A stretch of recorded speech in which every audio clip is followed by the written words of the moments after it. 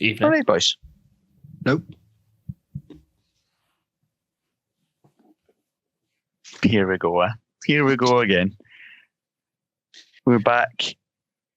We're back to where we always seem to be. Hearts ruining our weekends. Tam, it's feel like a while since we've seen you. What's been happening? Aye. You all right? Good weekend for your birthday? Didn't really do much. The weekend was spoiled my birthday. Turning 31 was bad enough. Know that you boys, that was a long time ago for you. 31? What? Yeah. You're only 31? Sorry. Damn it. That's but Saturday was obviously great fun. On top of that. And I didn't even watch any of it, but I had used to in my ears. Used free in my ears the whole day, so yeah. Kevin, how was your weekend? I was 4 rows away from you, so I know exactly how it was, but tell everybody else. It was good at the start, it was crap in the middle, and it was alright at the end because I got a kebab and chips on the way home. That was as far as I can make out a highlight. Well, not too bad. You got to look at my goal race here, Roddy. That was the highlight from 3 o'clock till roughly 5. That was my highlight of the day. Because he's got highlights, or well, actually, it should have been till 5:15, and we'll talk about how there was only 6 minutes he added on time when it took 7 minutes to chop off the VAR goal. But we can talk about that later. Talking about goal race here, and what's happening? Happening. You've not asked, but how was my weekend? And how's everything been? Rotten,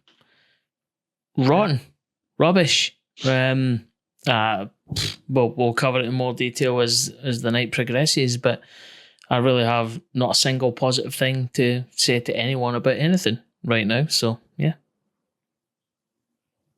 It's funny. We ended last week's podcast, and I actually felt bad for being so overtly negative with my predictions. And I walked into the stadium on Saturday, and someone went, "Corbett, why are you so miserable? You reckon we'll not win any games this week?"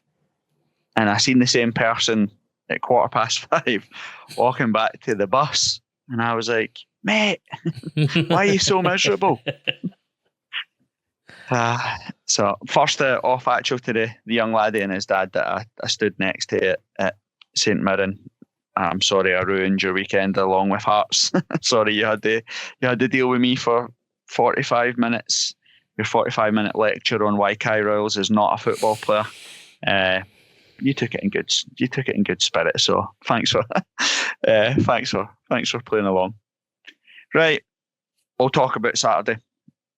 We lost 5-0, 4-0, whatever. I think it finished 1-0 on paper, but it was an absolute drubbing at the hands of St Mirren. A team I think we're now 8 points behind. Is that right? Are we 7? 8 points? They were 14. 7 points behind. 7 points behind St Mirren. Incredible. We're now also behind Hibernian, who have been in crisis and sacked their manager. Lost the first 3 games of the season. We're now behind them. What are we? Only 5 points off the bottom of the league. Yep. Actually, only 3 points off being second bottom of the league. An incredible 2. There we go. An incredible turnaround. But I will point you back to, I spoke to Football Scotland the week before the season started, and ironically said, they asked me how do I think the season would go, and I said, well, we're managed by the under-18s manager who doesn't have the right qualifications to managers in Europe, who won 2 out of 7 games in his trial to be the manager, backed up by a 57-year-old man that hasn't had a job in 20 years, and the failed first-team coach from the previous manager who made a total and utter beep of it. And then I said, ... what could possibly go wrong? And here we are. 6. 5 games into the season. Week 6. That's 6 it. games Week into 6. the season. And a blind man could have predicted we would be in the state that we are in currently. So we'll discuss Saturday's match, but we have to have a serious conversation now as to where we're at. We need to talk about what the future holds for Hearts. Where do we go? What needs to happen? Because we've been here before. I know we've joked about it a lot, but we have sadly been here before. And said it a million times before, and I'll say it again. Once is a coincidence, twice is a trend. We are now in the midst of our fourth managerial saga or catastrophe, whatever you want to call it. We've said it last week, I'll say it again this week. Robbie Neilson, the outlier in all of this. We're now 10 years into the Budge reign, and the 3 years and a bit of Cam under Robbie Neilson, or the 4 years, whatever it is the outlier. Where we are now, heading to the abyss, where we've been before, is the norm for this football club when it comes to making sensible football decisions. So we need to talk about it. Mikey Stewart, for all the people that heard it on Saturday, was absolutely correct, other than saying that Robbie should have kept in a job. But you can't. Robbie Neilson was in charge of Hearts. Now Hearts wouldn't be in this position, which is worrying and sad, all mixed into one. And we'll look forward to Tuesday night's quarter-final versus Kilmarnock and Saturday's away game at Ross County. And I'm sure that'll cheer everybody up. Looking forward to it, boys. Anyway, I'd just like to officially announce my retirement. I think that this will be the last pod I'm probably on. If this is anything to go by. I mean, my God, this is all just stacking up for a whirlwind of nonsense, isn't it? Well, actually, this sums it up. So the boy I just said is the guy and his dad that were so patiently standing beside me. I think at one point I might have even bit him on the shoulder. I was so annoyed with what was going on, and I'm not even looking you. Swarry, this moment. I can't remember. I was sitting down at half time, which I never stood back up for, by the way, till the full time whistle, until it was time to let the team know my feelings. I think he said something like, "Oh, don't worry, we'll get up. We'll start the second half and we'll get in their faces and we'll win the second half." And I said, St Mirren are going to take centre. They're going to pass it back to their centre half. They're going to play it out to their left. They're going to win the second ball. They're going to recycle it, and they're going to win a corner. And they're going to suck the life out of Hearts, and any idea that we are going to come out at the trap and press them and be free-flowing and go at it. And that is exactly what happened. Absolutely, it is exactly step by step what happened. And within a minute and a half of the start of the second half, Hearts were defending a St Mirren corner. And I was like, see, mate, call me Mystic Corbett, whatever you want. But I'm telling you now, I am not going to stand up. I'm not going to watch. I'm not going to get myself excited at the idea of a corner. I'm not going to stand up because we've got a breakaway, because Hearts are not going to score and Hearts are not going to win. And that's exactly what transpired, Kev. Exactly that. Exactly that. So, Saturday, we'll talk the game first. We went into our game against St Mirren knowing that if we'd lost, we would go 7 points behind them. Incredibly, a team with a quarter of our budget, quarter of our fan base. I think they announced the attendance is 5,200 or something on Saturday. About 2,500 of that, 3,000 of that were Hearts fans. They have a manager, I said last week, that like Derek McInnes, like Stuart Kettlewell, like Stephen Robinson when he was a manager in Motherwell.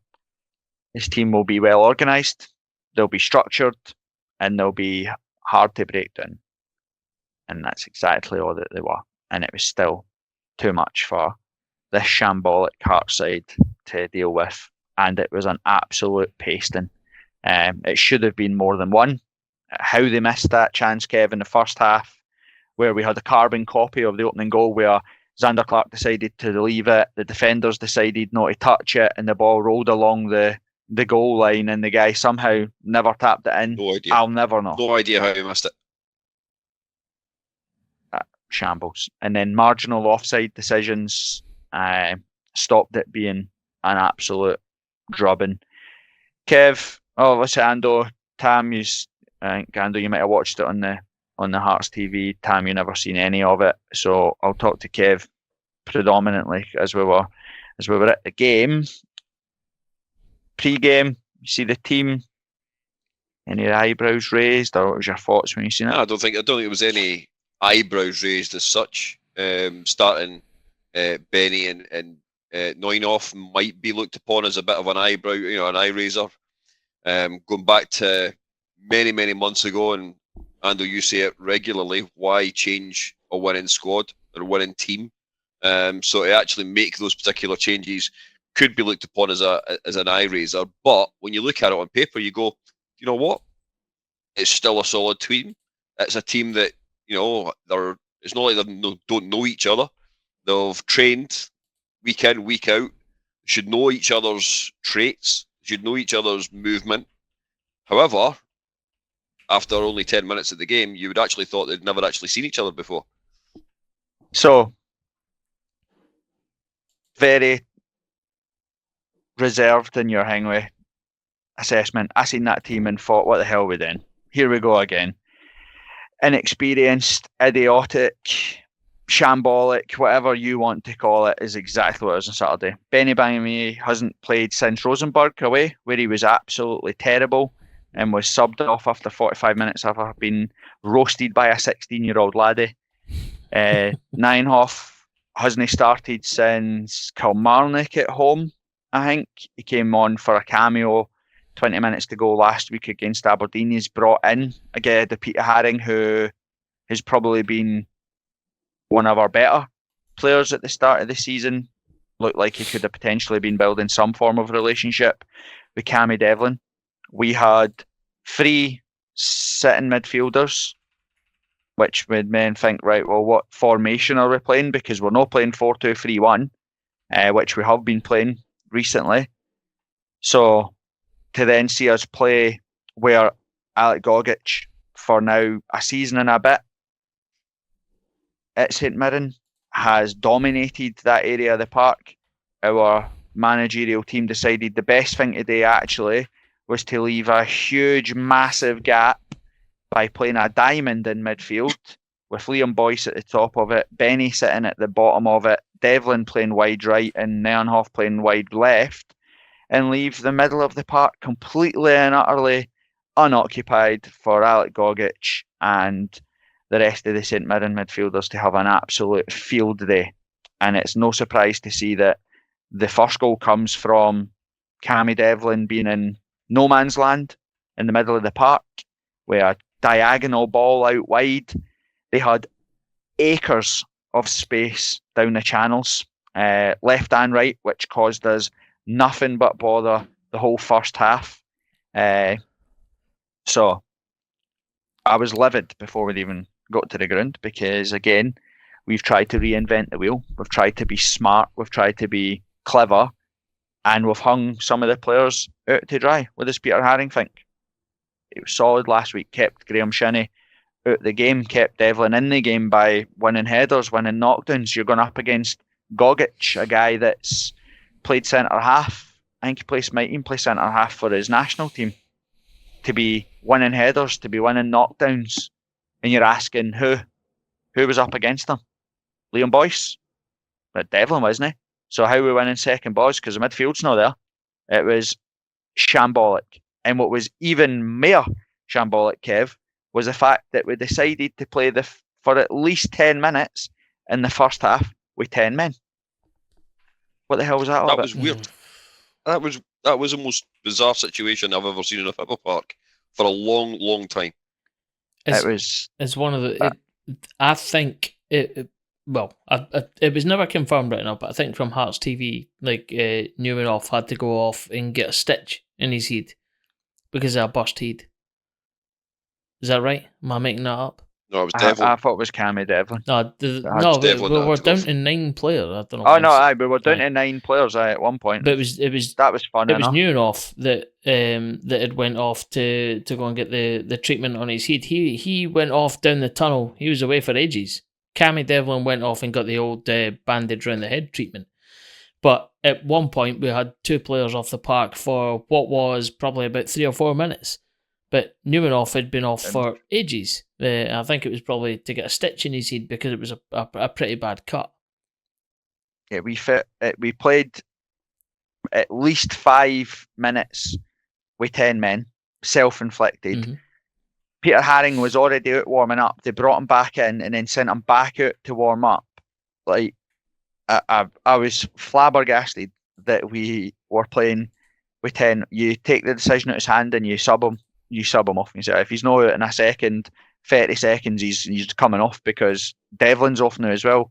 And we literally played on. We literally played the game with 9 men chasing a goal. Yep. It was absolutely incredible scenes. And our under 18s manager, standing on the touchline with his hands in his pockets, going, I don't know what to do. Get my dad, Frankie. Can you go make the decision for me? Because I'm fucking clueless. It was shambolic. First goal, Kev, talking to shambolic. I'm not watching it back. I cannot. I'm not going to make myself angry by watching it back. But one, Devlin should cut the pass out. Like, yes, he should cut the pass out straight away. 2, Atkinson should go. First point of contact should go, make contact, stop the ball coming in at source. Xander Clark should wipe out every single person, his mum, his dad, his brother, his sister, Ken, his ma, his dad, everybody to go claim that ball, because that's what a good goalkeeper does. They leave it. They all leave it. And Stephen Kingsley is at the back post, scratching his arse, hoping for Nienhoff to come back out so he can go do a jobby. It was embarrassing. It was an absolute shambles. And I'm pretty sure Clark shouts, leave it. Maybe it was my imagination, but I'm sure he screams, leave it. I thought I heard it at the game. You were 4 rows in front of me, Kev. What was your thoughts? So I don't even think he shouted for it. And you mentioned this a couple of weeks ago, how quiet he is as a goalkeeper. I think it was in the Motherwell game. You said how in the first half you could not hear a single word coming from Clark, not one word. Right. However, the second half with the Motherwell keeper, apologies, I can't mind his name, William Kelly, but he was absolutely screaming left, right, and centre, telling his defenders where to be, what they've got to pick up, where they've got to move to this, move there. It was not one word. I never heard Clark at all on Saturday. And that's why, I can only think in my head that he's screaming and shouting for it. But as you know, you could see where I was. I was right behind the goal. I could not hear a single thing. Someone shouted. So it was either... Must have been the boy that was sitting next to you. Might have been Ken. It might have been something. But someone shouted either leave it or clear it. Because... that I'm sure I heard it at the time, but it was absolutely shambolic. Tam. Yeah, I think you're right. It was Clark, because watching it back, he puts his hand up and apologises to everyone, because he must have shouted for it, because he does literally apologise to the defence and say that's his fault. So I seen him apologising at the game as well, which made me think he must have shouted. I'm sure I heard him shout. He either shouted leave it or he shouted clear it, but either way, it doesn't matter. It is schoolboy stuff. It's just, and I make this point all the time, and this is why we're at where we're at right now, and where my feelings are. What my feelings are is they're not coached. They're not coached. Like you can see Stephen Robinson's team. They know what structure they're supposed to be in. They know where they're supposed to be. They know what they're supposed to do. They know what they're meant to do at corners. They know where they're supposed to be for throw-ins. We look clueless, other than, we've got a free kick, pretend to take it quickly. And that's it. We do nothing. And it's the same, a good team, what Atkinson doesn't get it, somebody shouts clear it, somebody should have just took the game by the scruff of the neck and went, F it, I'm getting this ball and I'm cleaning you out with me. Totally right. I think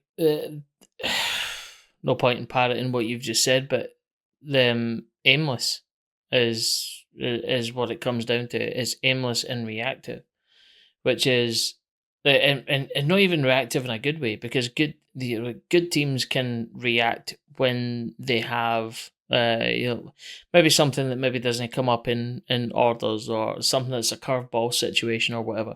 Good teams can react then because they've got an overwhelming rigidity or a structure about how they should handle things. Then we don't have that. Like, honestly, you could have cut the heads off 11 chickens yesterday and they'd be running about the park aimless and probably still got a better result than we did. The thing is that tactically nothing changes. That's what the biggest worry for everything. We can change in shape and formation, which is what most football teams do. No football team ever lines up and plays rigid 4-2-3-1 or 4-4-2, or it doesn't happen. They play different formations in different phases or different situations. But tactically, we changed nothing. Yesterday, I was screaming at the top of my head, going, "Give it to Kent, give it to Atkinson, back to Kent, give it to Kingsley, back to Rowles, give it to Clark." And I was shouting, we've not even left our half. Literally watching it unfold, being like, I know exactly what's going to happen. And that's exactly, we can be 1-0 down, 2-0 up, 3 each. We can be down to 10 men. We can be playing against 10 men. Nothing changes tactically. It is the same. Take a touch, pass. Take a touch, pass. Take a touch, pass. Every single part of it. Every single corner. How long are we going to joke about this? Genuinely. Let's be serious for a second. We are a professional football team. We train 4 times a week. We pay Gordon Forrest, Naismith, McAvoy, Gallagher, whoever else is there, sports analysts, scientists, to watch the first team, to be a professional football team. And we still take the same corner that we have taken for 4 seasons. We've scored 3 goals direct from corners in 2.5 seasons. We leave no one up front. We are a goal down, Kev, in injury time. And we are defending a corner versus St Mirren, and we have everybody back. Every single person is back in the box. It's pathetic. I'm sick. I'm genuinely sick to the back teeth. You know, you look at yesterday in the first half, Devlin, who, what is he, 5'9", 5'10", he's not even taller than that, that's for sure, is up against one of their biggest midfielders.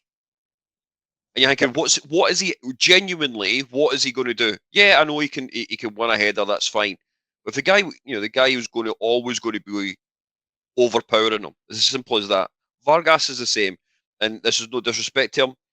He should actually go and just stand on the halfway line. The two of them should stand on the halfway line, because then it asks a question of your opposition, because they're not going to put everybody up. They must look. Every team must look at the Hearts setup at corners and go, "This is easy."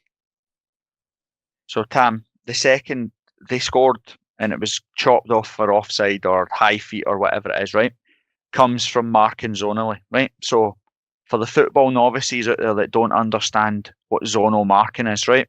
When we played football at school, boys club, whatever it is, your manager would have went, right, Corbett, you're 5'5", Tam, you're 6'3", right, cool. Tam, you get the biggest guy in the box.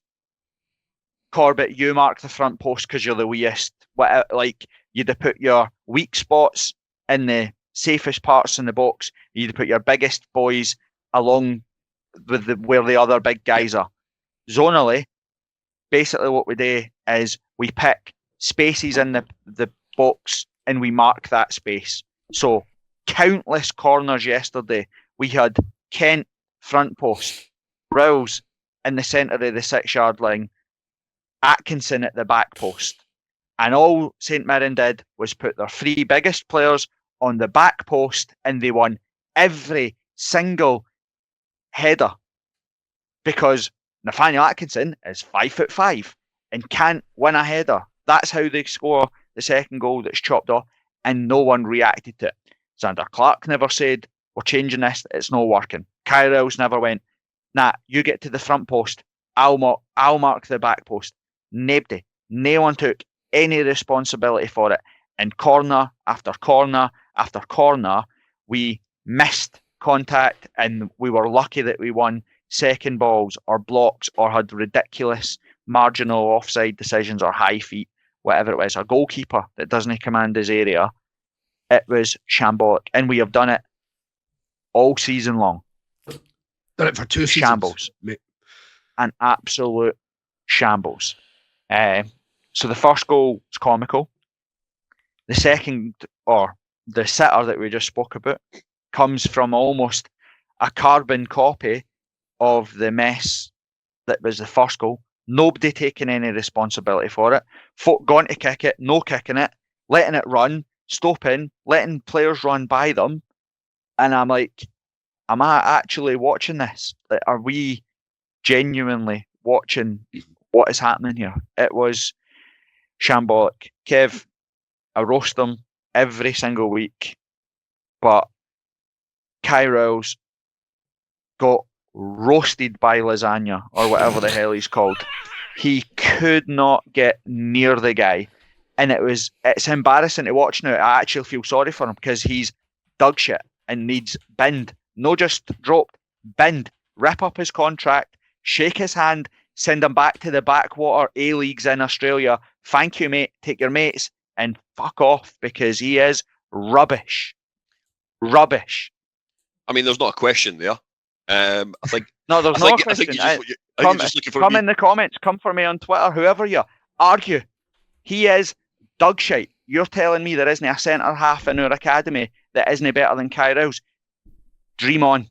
The guy, he hasn't a clue when he's a shite or a haircut. He doesn't know whether to win a header, to back off his man, to go touch tight with the man. He doesn't know how to run in behind. He can't make a pass. He doesn't know where he is. His positional sense is amateur at best. One of the times he's literally touchline next to Stephen Naismith. He has the ball and he falls over it. He literally falls over it and they burst forward. I'm like, how many weeks, mate? How many weeks does he have to get a game before somebody goes, he's not good enough? How many weeks? It's. I mean, I agree with you. I mean, I think he does need dropped. I get the phrase of, you know, rip up the contract and pack him off back to Australia. But he needs to. The thing that annoyed me most about yesterday was when he was subbed. He actually sprinted off the park. That was the fastest he'd run. Delighted. That was the fastest he'd run all day. Mate, he was delighted. He was delighted. Now, anybody that's played football at any level has played with someone that's had a shocker. And you know that they know they've had a shocker. He's like that every week. I can't remember. I think it was Shankland. Was like trying to give him a pep talk after he conceded a corner where he got the ball stuck under his feet, didn't know where he was, and I think he just kicked the ball out for a corner because he didn't know where he was. And Shankland was literally trying to G him up to be like, mate, come on, you've got to be better than that, or whatever he was trying to do. We're a professional football team. Stop mollycoddling these players. Get him out. Bin him. If he has to go play with the under-18s, maybe he'll learn something. Stop. He cannot play. See, just on to put Tuesday, this in, on a plastic perspective, pitch. We've got him under contract until the end of May 2028. 2028, that's 5 years. Oh, well, just slightly less than 5 years. Any opportunity to make money off that guy is gone. Yeah. What about, there was rumours of 4 million? No, not as much as that, but there was after the World Cup, there was rumours of a certain amount of money was being offered for him. And you know what? After that, he's just been consistently downhill since then, and his confidence is actually at the floor, as you say. And a good manager or a good man manager would hopefully be able to build that with him, take him out of the team for a few weeks and try and build it for there. But we'll not see that. I've said it before, and I genuinely feel sorry for him. He's not coached. No one is there is. You can tell me all you want. There is not a single person at Hearts that's pulling him to one side and saying, right, we're going to train just us. We're going to train on where to be on the pitch. We're going to train on how to win headers. We're going to look at it. They don't do it. There is not a chance that he's been guided on how to be better. It's just a case of, he's low on confidence. Let's hope that he snaps at it or whatever. I feel genuinely sorry for him because he is lost. You're exactly clueless. right. He'll turn up and he'll be told, the same as the rest of them, let's work on fitness. We're going to be doing this with aerobic exercise, whatever it is. Then no one is taking him aside and saying, by the way, see this was a car crash for the last 1 week, 2 weeks, 3 weeks, 4 weeks, 5 weeks, whatever it is. You need to get better at this. That level of intensity and that level of that level of sort of like scrutiny, exactly, correct word. The one-on-one scrutiny just isn't happening. Absolutely confident it's not. So the other curse, Kev, that has plagued us for 2.5 seasons now is highlighted and amplified by Liam Boyce in the first half. He's clean shot on goal, no problem, and he plays in Nathaniel Atkinson. Like, I don't know how many times we see it. I don't know why we are hell bent on trying to score Puskas Award type goals where it has to be so many passes, put your laces through it. We are the opposite side of the stadium, and he might have been 20 yards out, it could have been 12 yards out, wherever he was. The goalie, it opened up for him the perfect opportunity to shoot, and he cuts back, chops back onto his other foot, and slides a terrible pass into Nathaniel Atkinson, and the chance is gone. And then we had the same situation again in the second half. The amount of times that, and it was only the last week or the week before, we were talking about the fact that Devlin was actually having shots. You know, Devlin had a shot from 20 yards or whatever. He had a shot for 25 yards against Rosenborg. It went in. It's amazing what happens when you shoot. See got a that chance, though? you know what I mean? That whole, what Corbett's speaking about though, is a systemic thing within football just now, right? I don't know, call it the Pep Guardiola style of football, whatever it is. Everything needs to be 100 touches, intricate, and then just trundle it over the line from 2 feet out, right? Oh, there you go, tippy-tappy into the goal, right? No one shoots from distance anymore. I think we probably covered it last week and also the week before. It's just, it's the way that modern football is going just now.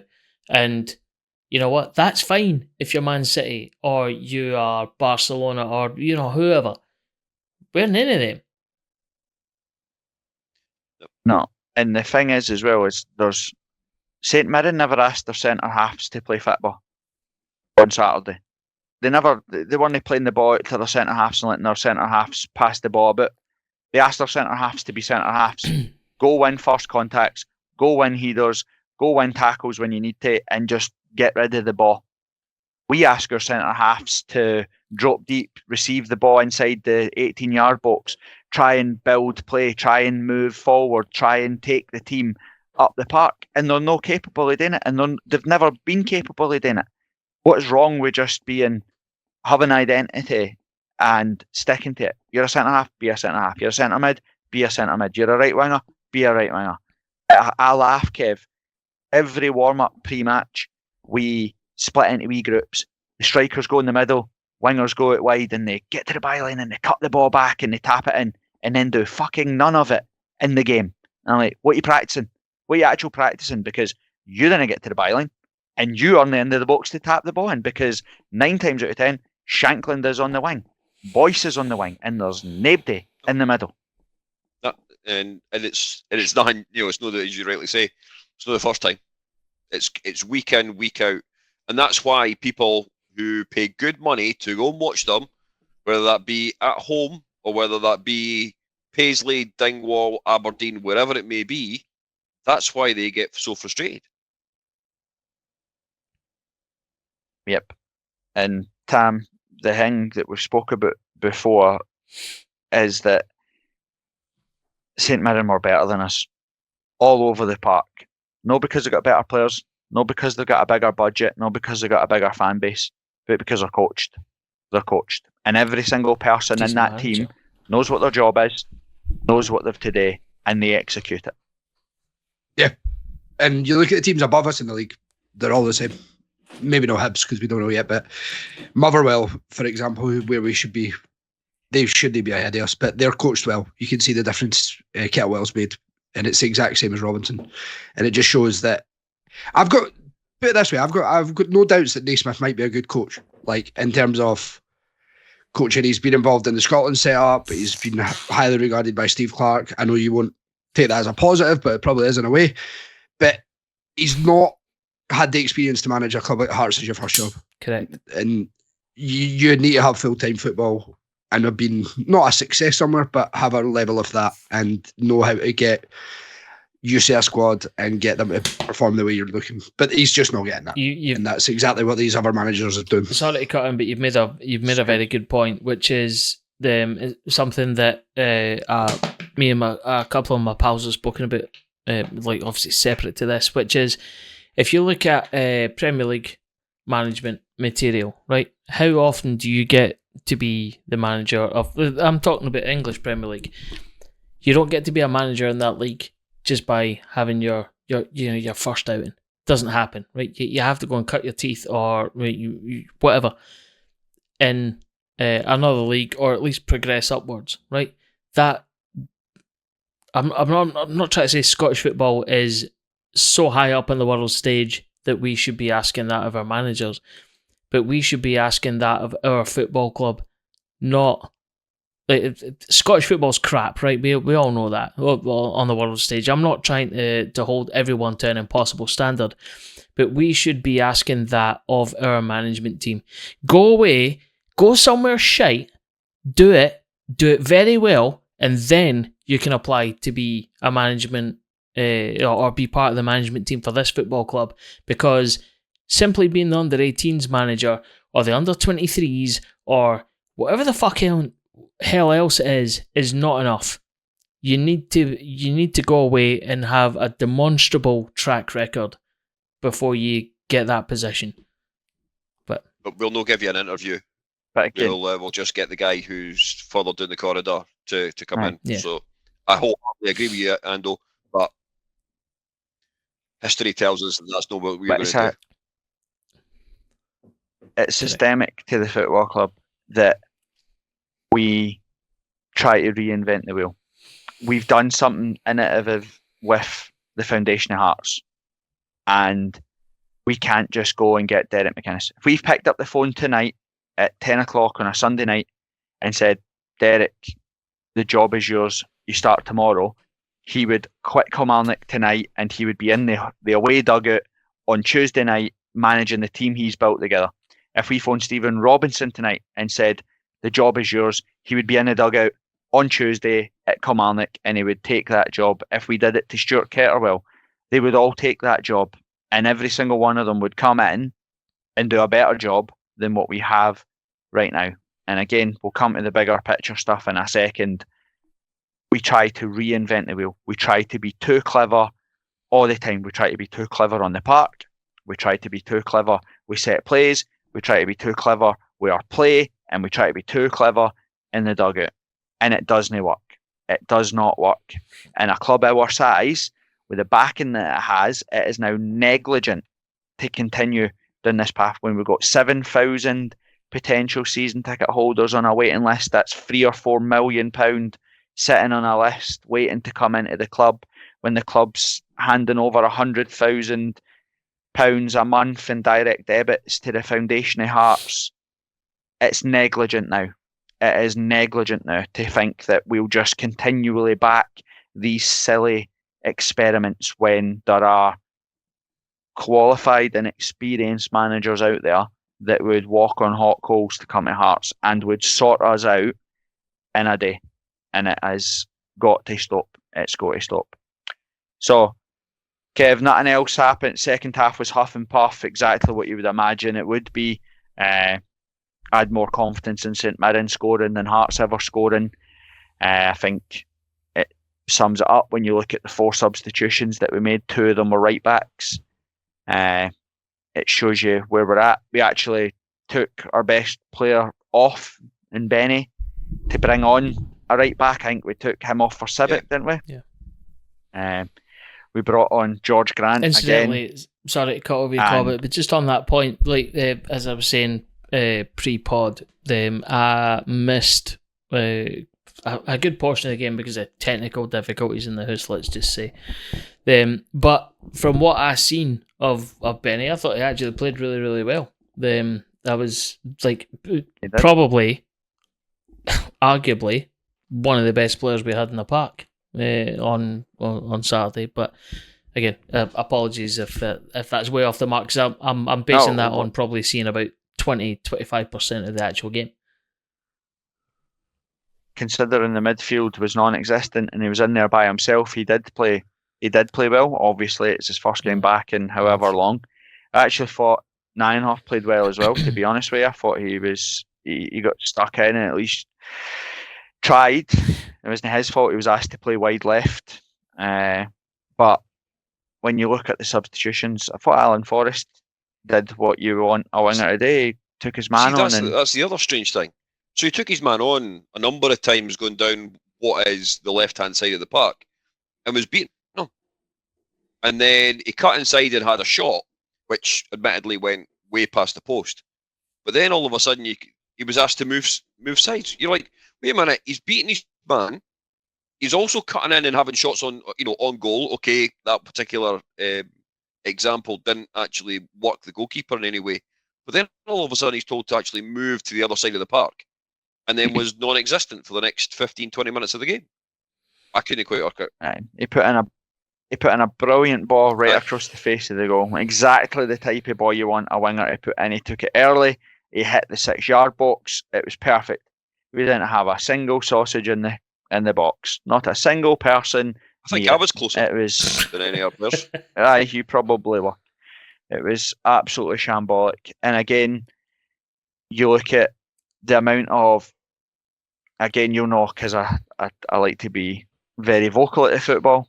We had a throw-in 25 yards inside St Mirren's half, and within 5 passes, it was back to our goalkeeper. And then I counted the next 7 passes, we didn't make it out our half. How? Even just schoolboy stuff, you're shooting that way, you have a throw-in, throw it that way. Just throw it down the line, see what happens. But no, we turn and we throw it that way. So all the advantage, right? Again, football novices that didn't understand it. You're playing 4-3-3, 4-2-3-1, whatever you want to be, and you're up against the low block. You ask your centre halves, which we do, to get on the ball and drive the team forward so that you gain yards. If you want to talk NFL, yes. Right? You gain yards. You get them up the park. You make them defend in their half. We have 25 yards in their half. We are at an advantage, and we throw the ball 25 yards back into their half and lose all of the yardage gained, and we are back with them now pressing us in our own half. That's self-inflicted. That's coached. You can do that once. You do that twice, 3 times, 4 times. That is embarrassing. Someone needs to take control of that situation and say, that's not acceptable. So it was shambolic. On paper, it was 1-0, but that papered over the cracks. It was an absolute drubbing. We were bad all over the park. There's an elephant in the room that is Shankland. Miles off it. Probably trying too hard, potentially, to make things happen. But at points, he's played the 6. He played right back. He was playing right wing. He was playing left wing. Again, he's had a shot on target other than in the last minute. You've got a striker that scored nearly 30 goals last season. Started this season with 5 goals in 4 games or whatever the hell it was. He's now isolated, running about like a dafty, trying to make things work because no one's near him. The ball's not near him.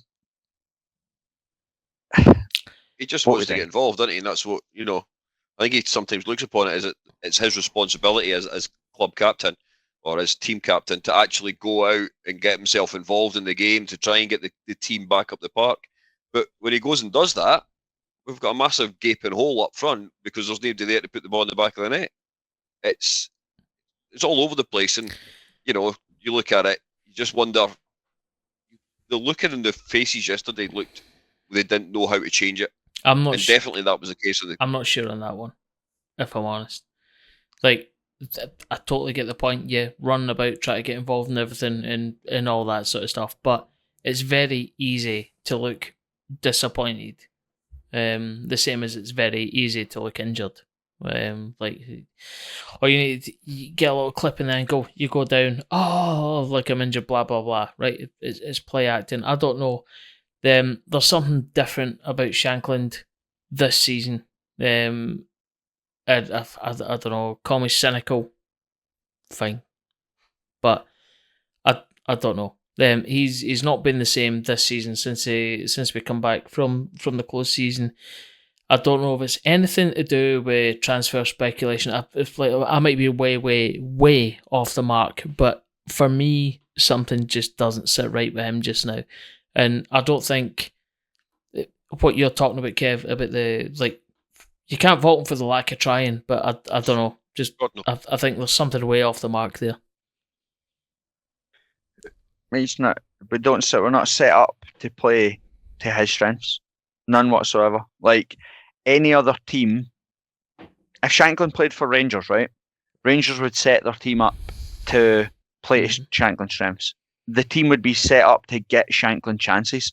We don't play like that. Our team is set up to get Boyce on the park, to get Vargas on the park, to get Oda or Atagawa on the park, because numerically that's the formation that can get them on the park.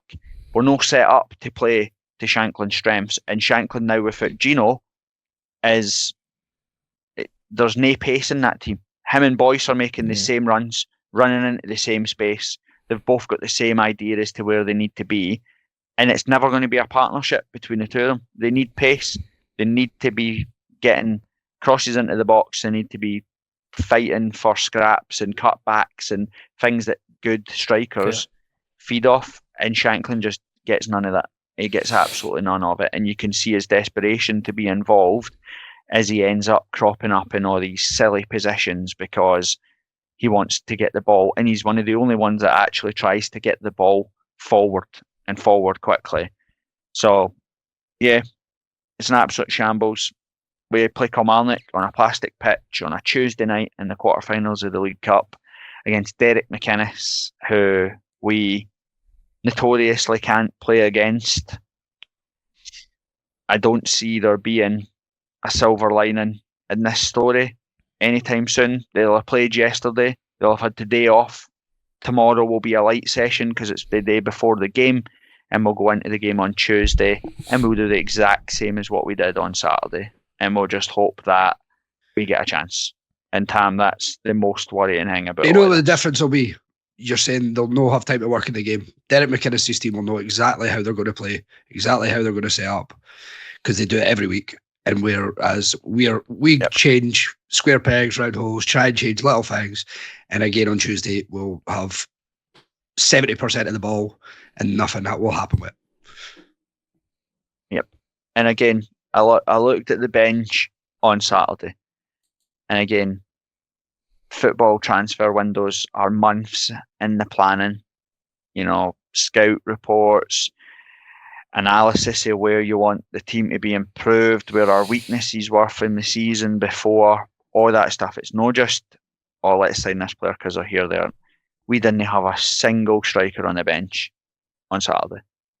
We didn't have a single striker on the bench, not one single player that could come on and score a goal. We had nobody. Taga was injured, Oda's injured, Boyce is on the park, Shankland's on the park. And didn't even call up a Wilson or a Kirk for the B team. No, nobody. Nobody. And we don't have anybody different. I'm not saying Nando or is the answers, but at least Robbie Nielsen looked to have like plan Bs.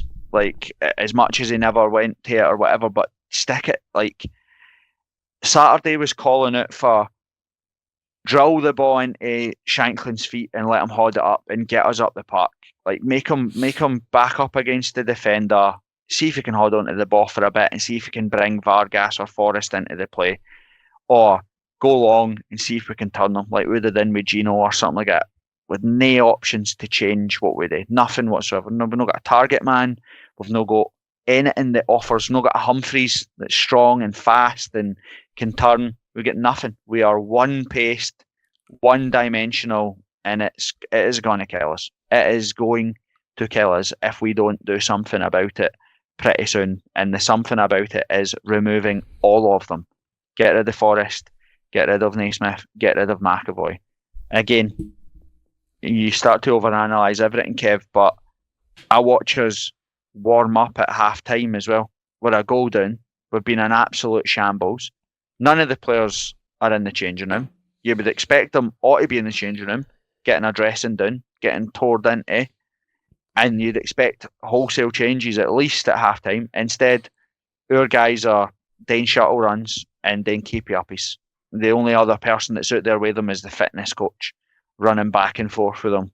I think, what we do? We're taking the piss, man. This isn't professional football, man. It's mind-boggling. It really is, as to why, and even when they are warming up, as you rightly say, it's just like there's no actual pace around it. There's no purpose. There's nothing at all around that whole situation when we're warming up at halftime. I would have had them all in there, but they're all on easy street. And my biggest concern is, and I think this is what would have probably happened after the game yesterday, is they would have been in that away dressing room yesterday afternoon, and they would have turned round, that management team would have turned round and says, if we hadn't made the mistake in the first 10 minutes of the game, we'd be walking out here with a point.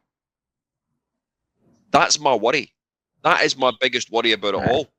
Whereas a proper manager, someone who's got experience, I hope anyway, would go through every single one of them at half time. Because I don't think that was a setup. I don't think that's how we wanted to play the game, but it's how we ended up. That is how we want to play the game. And you listen to Naismith after the game, he said it was decisions in both boxes that cost us. Not Wisney. Because they could have easily have scored three goals, because the offside's marginal at best, and the one with the foul, I'm not convinced that's a foul. So, it's soft as anything, and it was nothing to do with decisions in our box. And again, this isn't complex football stuff, right? You don't have to be experienced, inexperienced, or whatever. Davey for the Merchie Hearts can see it. And he's got no coaching badges and just watches Hearts. It is as plain as the nose on your face. You know exactly what Hearts are going to do. You know exactly how we're going to set up, and you know exactly how we're going to play. And we do it week in, week out. And that's because we make excuses for everybody. We make excuses. On another day we could have got a point. Don't worry about it, lads. Get in a bus. Let's get home. We've got Tuesday to change it. Let's change it. Don't worry about it, lads. It's a plastic pitch. It's shite. Oda's out injured. Tagger was injured, and we lost Atkinson. Don't worry about it, lads. We've got Ross County. Don't worry, lads. We didn't historically win up in Ross County anyway. We've got Hibs at home. We'll win the derby. It's just what we do, and that's from board level all the way down to the players. Every single one of them is happy to make an excuse for what's went on, brush it off, and move on to the next game week, because we're no Celtic or Rangers, and as long as we finish fourth, Everton will be fine and rosy, which is a shambles. Right. We've kind of cut. I don't think anything else happened in the game that I would even want to remotely discuss. Just one. What happened to him? I never seen it at the time. It's the way. It was the way that the challenge came in from where I was. It looked like the way in which the actual, I want to say it was clumsy at best, and the way in which it's the way he turns and the weight of the other boy that actually puts probably puts the stress or the impact on his, I think it's his ankle that's gone.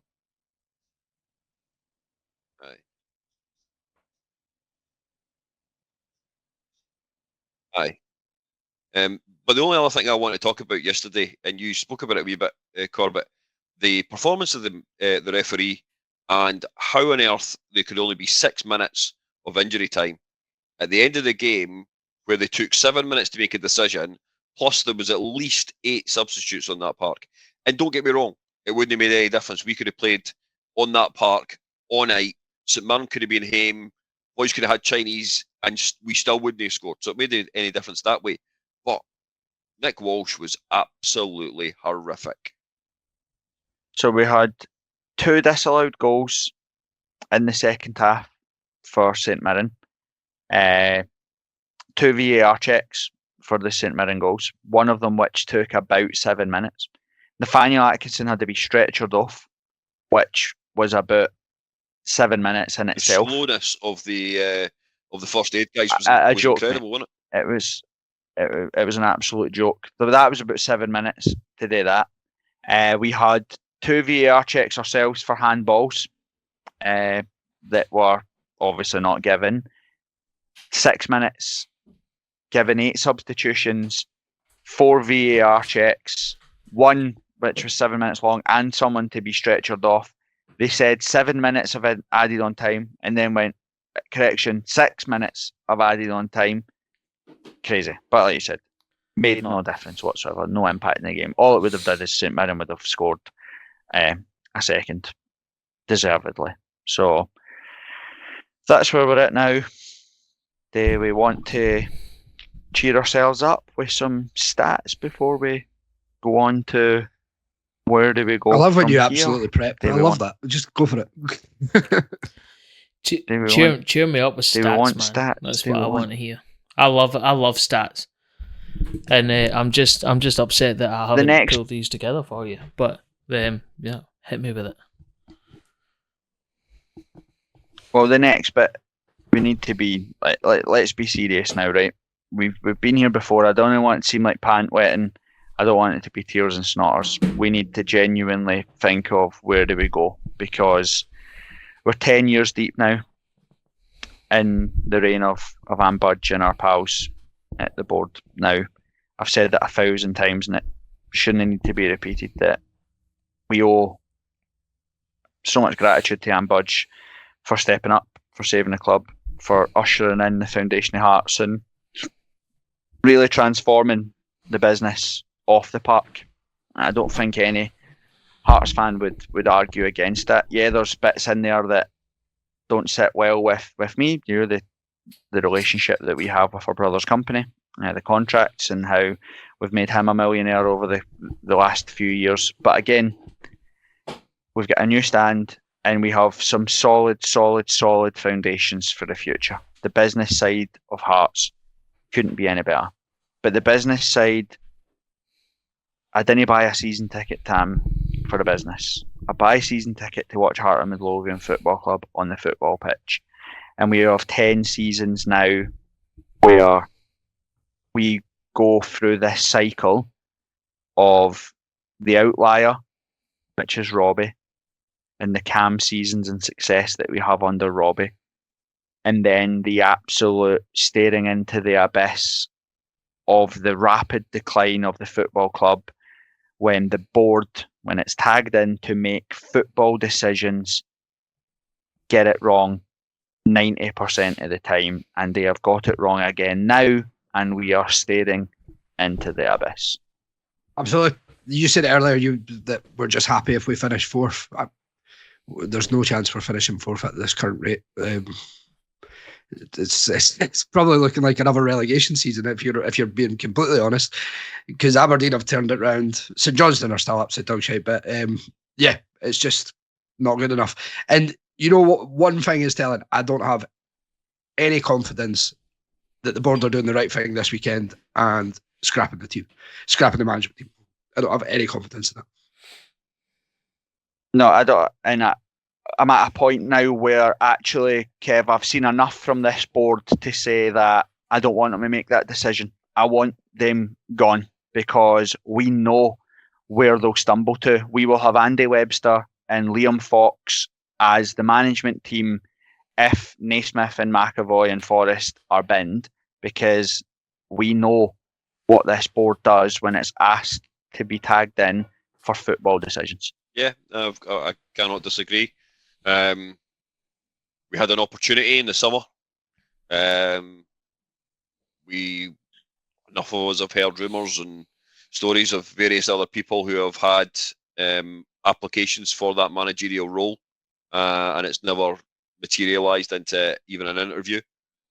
So from that point of view, I don't have any confidence at all that if I woke up tomorrow morning hearing that Naismith, McAvoy, Forrest, and every other person in that coaching team had been given the bullet, that the board currently set up as it is would make the right decision as to who should take control of the game on Tuesday night or who takes the actual team forward for the remainder of the season. I do not have that confidence at all. So the outliers, Tam, are, if you look at the 10 seasons, 2014 and Budge took over and ushered in the era of the Foundation of Hearts. So obviously the first season was in the Championship. We romped it. So, but I said it before, I'll say it again. Years spent in the Vida League, I couldn't give a shiny shit how we did. Get us out of those leagues. We should never have been there. I don't look back on them with fondness. They're a stain on our club's proud history. That's something that we should never even talk about ever again. But the club and our fan base seem to get gooey-eyed over a couple of crap seasons playing against the drossy Scottish football as if it's something to be happy about. We'll look at the big seasons. The we team beat Hibs and Rangers. I couldn't care less. Exactly. We look at the big seasons, the big league stuff. We finished third the first season back under Robbie. Then Robbie left halfway through or a quarter of the season through the next again season. We then finished 5th, 6th, 6th, 6th, 12th. Then found ourselves back in a Championship where Robbie brought us back up, playing turgid, horrible football, giving us our worst ever result against Brora Rangers. Brought us back to the Premier League where we finished third and we romped it. He left with a quarter of the season to go. Last year, we finished 4th. We now sit 6th. We have been here before when we are now on the decline. We've been on a decline since we beat Hibs in the semi-final at Hampden. That's been plain to see for absolutely everybody. Players lost form. Manager lost form. Signings have been terrible. Style of play non-existent, etc., etc. We're now 6, having won 2 games this season. Easiest start to a league campaign in 10 seasons. We've not played the Old Firm. We've not played Hibs. How do we change it? How do we change it? You know what? It's as you say. There's clearly. We discussed it when Naismith was put in charge. Well, the whole saga that was at the start as well. That they've went for the cheap and easy option. And something needs shaking up. And if rumours are to believe, there was a bit of a disagreement at board level about Naismith getting a job. They should have done what a proper football team does and do a proper recruitment campaign, if you call it that. I don't know what you call it, and get in some experienced managers and recruit from there with interviews and find out what their footballing values are, rather than just go with a safe bet. So I'm not paid to make a decision to changing it, but they should be gone tonight. And whoever was the ones that wanted Naismith in charge, they should go with them. Kevin, Andrew McKinley stood in front of the press when they got rid of Robbie Nielsen and said that the club is always looking at the next manager, that they have a plan, a contingency plan should Robbie leave because he's been successful, etc., etc., or should he be sacked or whatever. He said that in front of everybody, stood up there and told the world that that's what the board had. So again, how we then, if we're led to believe what we are, we interviewed only one other person, one other candidate that wasn't Stephen Naismith, and we ended up with Stephen Naismith. The reputation of the board, it's in tatters for me. I don't trust this board. I think we're at a stage now where we've seen one too many failures. We've seen one too many situations like this, and the club have never been as spoiled as they are right now. We just spoke about the figures that we are there. 15,500 season ticket sales, sold out of season tickets. 7,000 fans on the season ticket waiting list. 3,500 Hearts fans at away games. There are £100,000 a month being chucked into the club from the Foundation of Hearts, and this board don't deserve it. When you go, Andrew. Well, I was going to say, right, and I don't want to be the wank that says this, but I'm going to say it anyway. Is like the only way you can enable change is through revolution, right? And that certainly seems to be what is needed. Pardon me. Needed in our case. Now, I might be way off piste here, but do you really need to start looking at people stopping the donations and all that sort of stuff? Is that what you're advocating? No, I think we've said this before. We said this after the Robbie Nielsen and Brora Rangers stuff. I don't think that's the right thing to do. I also don't think we should be bed sheets outside Anne Budgie's house, etc., etc. I don't think that's the right thing to do. I think as a fan base, all of us, like I said before, can appreciate the good that has been brought into the club at boardroom level. You know, without Anne Budge, there's no James Anderson. Without Anne Budge, there's no main stand, right? Those things I think everybody takes as a given. But this club has now got more than too many examples of reinventing the wheel. Levine and Cathro, Levine and McPhee, Stendhal, Levine and Stendhal, Levine and McPhee and Stendhal, all kicking about. Now we've got McAvoy and Naismith. We know what this club will do, and we all know sitting here right now, and everybody listening will probably know the same thing. If Stephen Naismith and Frank McAvoy are relieved of their duties tomorrow, Liam Fox will step up and become the interim manager of Hearts. Now, I can't tell people how to think, but you'd have to be one hell of a dafty to think that Liam Fox just happened to come back in and that was never part of the plan. He just happens to be back at the football club, just happens to be in that position, have all of the qualifications to manage in Europe should Hearts get there, etc. That could all have happened by absolute accident. It could be a total happy accident that he's standing in the wings, waiting, ready to come in. Or it's part of the plan, the contingency plan, as Andrew McKinley said, that we have an option, should we get rid of Stephen Naismith and Andrew McKinley, not to leave the club in the lurch. And up steps Liam Fox and probably Andy Webster. And we'll go into the cycle again of, let's see how they do. Give them 7 games and we'll see where we're at. And again, we'll do something stupid, something fancy. We'll try and reinvent the wheel. And in a year's time, 18 months' time, 6 months' time, whatever it may be, we will be back on this podcast, digging up stats, talking about the exact same thing we're talking about now, which is another failing from this current board. You had your hand up, Andy. Yeah, I did. So let me again, I'm not coming after you here. Let me rephrase the previous question, which is right. Let me just preface this by saying, if you continue to do what you've always done, you'll continue to get what you've always got. Right? There's no way of getting away from that.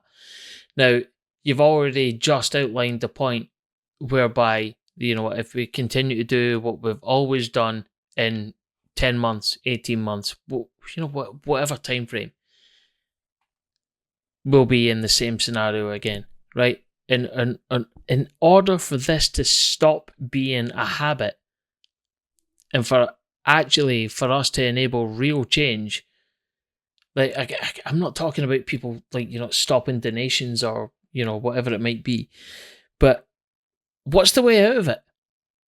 Is I suppose an open question to everybody, which is how do you fix it? Because without meaningful change at board level, we're going to be in the same scenario in 6 months' time, in 18 months' time, in 24 and 36 months' time.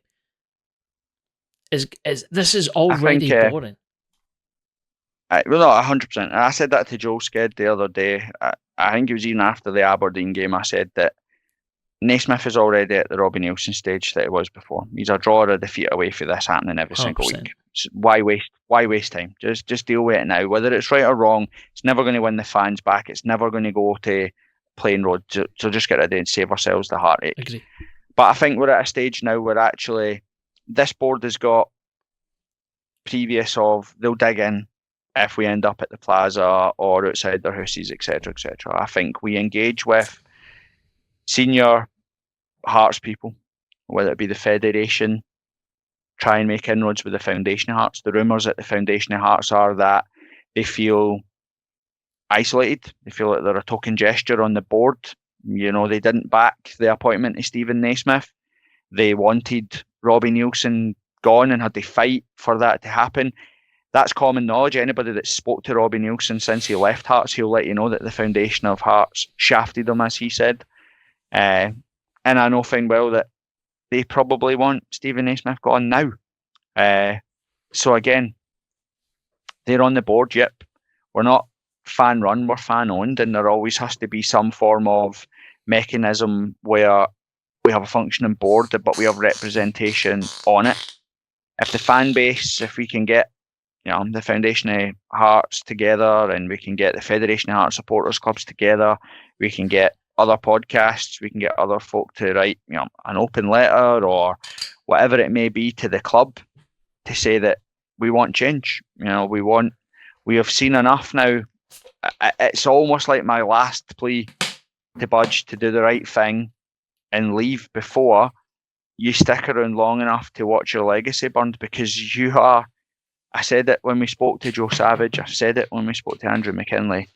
You stick with Robbie Neilson. I said this with Joe Savage. You stick with Robbie Neilson, he'll ruin your reputation because he's not good enough. He's not going to get you where your ambitions say you want to go. He just doesn't have it in him. And that's where we're at with Anne Budge now. If Anne Budge wants to have a legacy at Hearts, she should step aside, take her friends on the board with her, and bring in a functioning football board that can make football decisions. We haven't had a transfer fee of note since she came in. None whatsoever. We've had here or there scrape the barrel, been lucky to get the money that we had. All the while we've watched Martin Boyle go for big money at Hibs, Kevin Nisbet go for big money at Hibs. We've watched Sam Cosgrove, McKenna, Ferguson, all those players leave Aberdeen for big, big money. And we've had absolutely none of it. We've had none. We haven't sold a player. All of our assets that are sellable are now ruining any sellability that they have. Rowells, no one would pay any money for him. Shankland, if he continues in his form he is right now, will leave on a free transfer. How he's gone right now. Our punts and our gambles. Tagawa, Oda, Devlin, all these players that we thought could come on and do something. Benny, can't stay fit, or they're not good enough, they're not consistent enough. Something has to change. We're not set up properly. We get no youth players coming through, none whatsoever. No one talks about it. We've spoke about that a million times before. We don't talk about it. None of our youth players are coming through. The academy doesn't work. We just don't seem to have anything in a football department right this very second that's working. The fact that our best goalkeeper is a 41-year-old man that's got a broken leg tells you everything that you need to know. We've got our best our best defender has been out for almost a year. Can he stay fit? We can't perform when he's not there. Our second best striker, Boyce, has been missing for nearly a season and a half, and you're lucky if you can score more than 10 goals in a season. It's a shambles. It's a shambles. And we need somebody at boardroom level to draw a line on the wall and say that's the standard. You have to meet that standard. That line doesn't get any lower than it is right now. And all we do is we push that line higher and higher and higher. And every time you drop below it, you come into my office and you explain to me why you deserve to keep your job. Just like what would happen to me or you, Ando, or Tam, or Kev in your job. Yeah, if I went into my job on Monday and put in the performance that Kyril's put in on Saturday, I'd be out of job by Tuesday because my boss would laugh at me. He'd hold the mirror up to me and say, see you later, son, because you're not good enough. Do you know how long you took to list all of the stuff that was wrong? There, roughly. How long do you think that took? About 4 minutes. Not even that. But it could have been double that, right? And the one thing, sorry for being probably a bit abrupt here, but it's almost upsetting. See, when you listen to all that stuff that you've just listed, then like you think, fucking hell, man, where is the way out of this?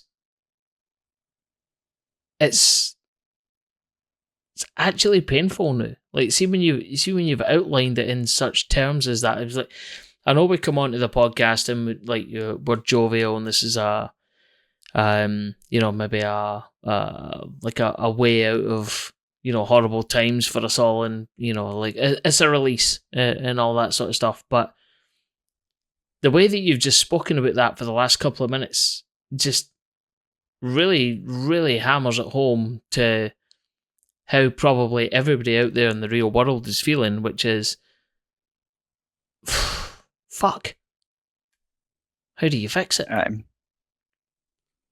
But Kev, the big thing that worries me is I'm a fat guy in a podcast that's never worked on a football board or had anything to do with football my whole entire life, and I can see it. Just like the guy sitting next to me on Saturday can see it, and the guy sitting next to you on Saturday can see it.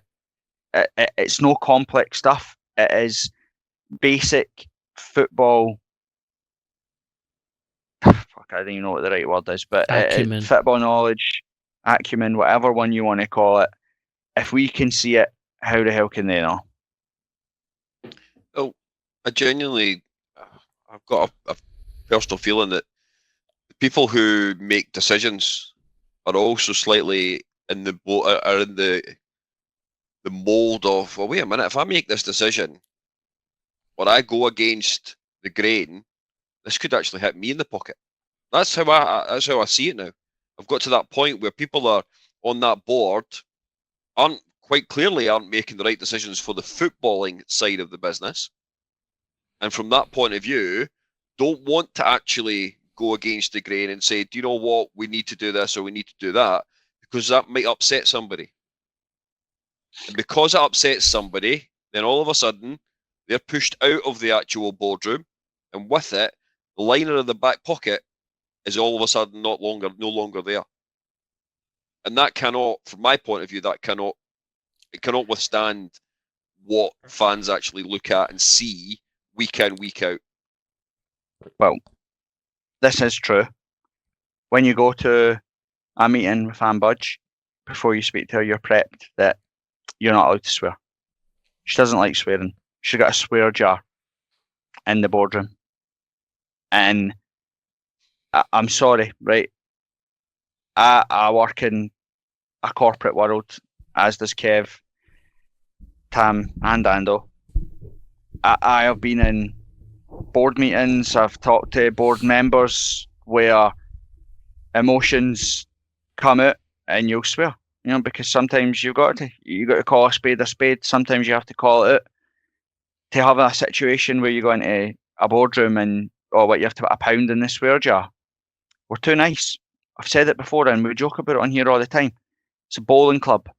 It's Dean's Bowling Club. It's Elyburn Bowling Club, because they're all pals. They all know each other. Somebody's brother, somebody's niece, somebody's nephew, somebody's best pal, somebody's brother-in-law, whatever it is.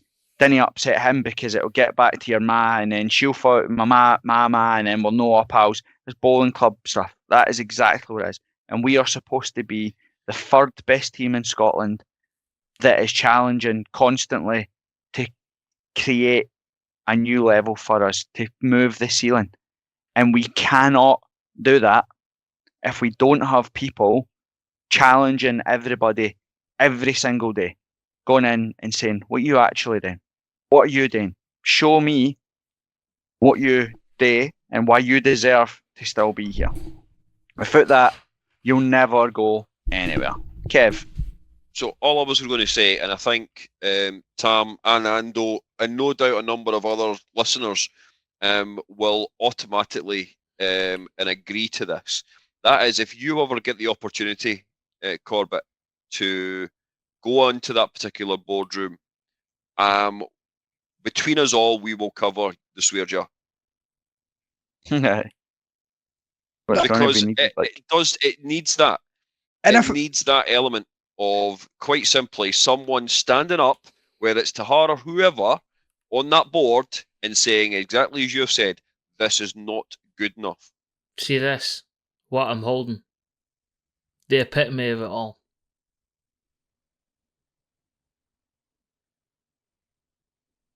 Aye. Wiggle. Who signs that stuff off, man? How can you have a fucking swear jar in a football environment? I didn't mean to swear there, just that was like by accident. But how can you have that in that No. environment? Do you know what I mean? And you look at the things like there, like we've got a swear jar. She's got a blanket when she goes to the football. She doesn't like drums. She doesn't want the ultras because of the drums or whatever. But listen, she's back the ultras and all that stuff. So fair play to her, etc., etc., etc. But still, that's what we're dealing with. That's what we're dealing with. How can a manager and the owner of the football club have an actual conversation when you've lost 1-0 to St Mirren? How do you have that conversation and no swear? How does that no get aggressive? Imagine Simon Jordan. Imagine being pulled into his office as the owner of the football club. Fergus McCann, David Murray. Like, how Karen Brady at Birmingham when she was there. How do you get into these offices? Imagine, like, you look at The Apprentice, you go into Alan Sugar or Donald Trump or whatever, and you've made a royal Ricky Hunt. thing with it. How are you having that conversation? And that's what bugs me. Now again, we'll go back to it at the start because again, it's been tears and snotters and we're annoyed. And we don't know the answers, right? Of course we don't. The business side of it is untouchable, right? We've never been so steady as a club, and that's what drives my biggest frustration. We've never had such an opportunity to actually build on where we're at. Take it. We should be playing every Thursday in Europe because we should have finished third last week. We should have cemented last year. We should have cemented that place, gobbled up the money, and did what Celtic and Rangers do. That's what they do. They strike when the iron's hot. We miss every opportunity to do it. Celtic are out the League Cup. We should be going to Kilmarnock on Tuesday, winning and getting to Hampden and giving ourselves the opportunity to break a 63-year duck or whatever it is and go win a trophy. It's what we should be doing. We have never been more established off the park. And that's what drives my frustration, is that the decline is there for us all to see. And it's just bad football decisions after bad football decisions that kill us. And now we'll spend a year talking about having to undo the Robbie Nielsen mistakes and the Stephen Naismith mistakes. And then whatever new manager comes in, it'll be give him the January transfer window. And then it'll be, he needs to get a summer transfer window. And we'll get back to this time next year and we'll be having the same conversations as what we did, because it'll be Liam Fox and Andy Webster, and then it'll be Stephen Presley and fucking somebody else that's brought in, and the most obvious answer will be ignored. And that's what bugs me, is we've never had such an opportunity to establish ourselves right now. Look at Rangers. Rangers this season look terrible. They're in the same situation as us. They're a heavy defeat in Europe away from him being sacked, or another defeat in the league for him being sacked. They sit behind St Mirren. That should be us. We should be pushing there. Celtic haven't clicked into gear yet.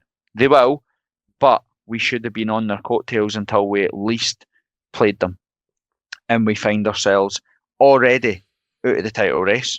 All right, we're never going to win the league, but we're out of it. We're also out of the race for second. We need to act now if we want to have any chance of being in the race for third, because we should be 11 points in front of Aberdeen, or 9 points in front of Aberdeen. We should be 4 points in front of Hibs. We're now what, 3 points in front of Aberdeen, if that? Is it 2 now? It's only 2, isn't it?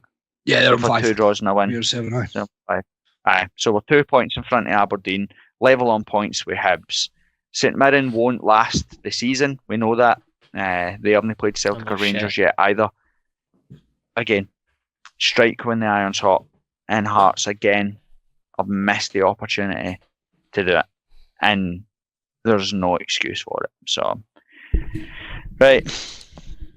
Anything else It's been a right good laugh, our isn't it? listeners with? Do we want to look forward to Tuesday night? I can tell you my You look prediction. Tam, I I know think you were exactly the how only it's going to go. Everyone else can tell you the exact prediction of Tuesday night. And then we'll do the same thing for Saturday as well. But I think we've already predicted. I think you were the only one that we didn't really? predict. So what's you going for your score on 1-0 Tuesday Kelly. night? That's the same as my prediction. I said 1-0 to Kelly as well. And for the folk that are interested in the 8 seasons that we've played in the top flight since the Budge era started, our average league finishing position, anybody want to take a guess? 6. Fifth. Yeah, it's 5th. Our average league finish is 5th. We've got 5 wins out of 30 in 10 years versus the old firm. 3 wins at Easter Road out of 16. 1 win out of 16 against Aberdeen away from home. It's pretty depressing stuff. It is pretty depressing stuff. And anybody that believes this board is capable of changing that, please reach out to us. Come on YouTube, go on Twitter, come on the podcast next week. Make us see the light. Show me something that I'm missing. Give me something. Give me some hope, because I think that we're at the stage now where the board needs to be removed. I think there'll be protests on Tuesday at the game. It's live on the television. I think there'll be some form of sack the board protest. If we lose that game on Tuesday, by Saturday, that'll have gained lots of momentum, and probably by the time we play in the derby, depending on how results go, you'll probably have protests at the plaza before the game, etc., etc. So I hope that there are internal conversations happening at the club right now. They have to address this. This can't go on. We've got 4 wins? Is that 4 wins under Stephen A. Smith in the league? Yeah. Since April. 2 against Aberdeen, 1 against Ross County, 1 against St Johnstone. Since April. Yep. A shambles. An absolute shambles. And there's nothing to suggest that this will change anytime soon. Of the tunnel. Exactly. And there you go. There is this week's show name. No light at the end of the tunnel.